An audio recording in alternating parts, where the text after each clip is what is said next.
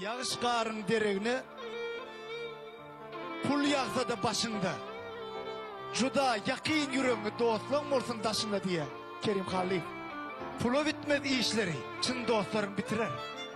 Dağı getip bilmesen, dağı sana getirer. Öğüne değmez, değişer, yanlışını bağışlar.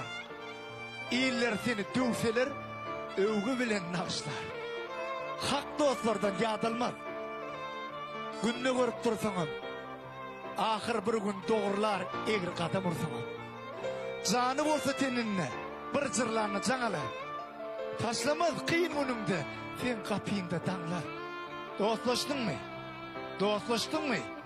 Den çekiş. Bunda kimle bay olmaz. Haçanla dost, çın mı olsa, fırın ile paylanmaz.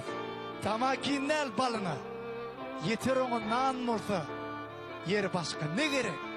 Çın dostlar.